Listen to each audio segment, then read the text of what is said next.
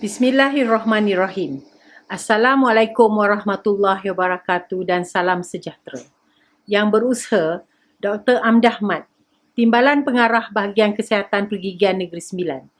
Yang berusaha Dr. Muhammad Zamri Husin, Pensyarah Kanan dan Pakar Periodontologi Jabatan Pergigian Restoratif Fakulti Pergigian Universiti Melaya, merangkap pengurusi e-Explores 2021. Para guru-guru, ibu bapa dan adik-adik yang dikasihi sekalian. Selamat datang dan terima kasih kerana menghadiri program Smoke Free Malaysia 2045 e-Explores 2021.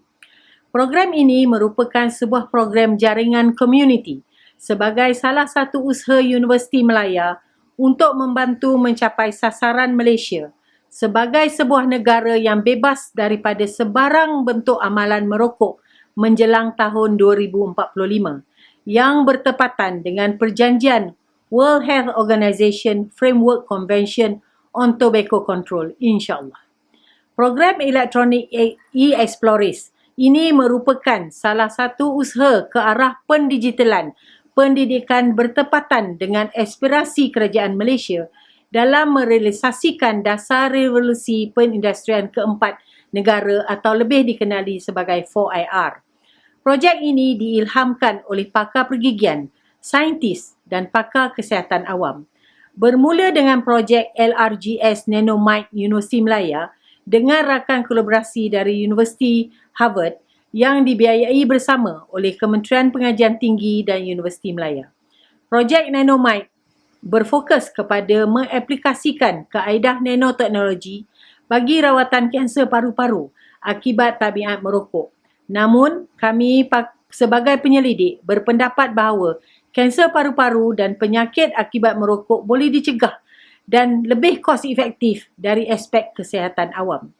Inilah titik permulaan kerjasama dengan Bahagian Kesihatan Pergigian Negeri Sembilan dan sekolah-sekolah di Negeri Sembilan yang telah membuahkan aplikasi NoStart.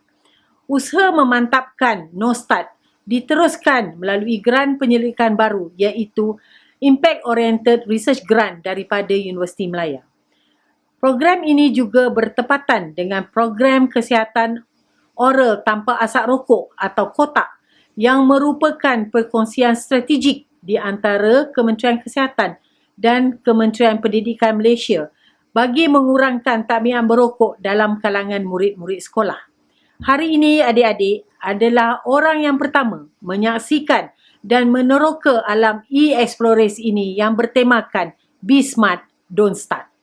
Adik-adik pasti akan seronok melengkapkan pelbagai cabaran yang bakal menguji minda, kreativiti dan juga semangat berpasukan.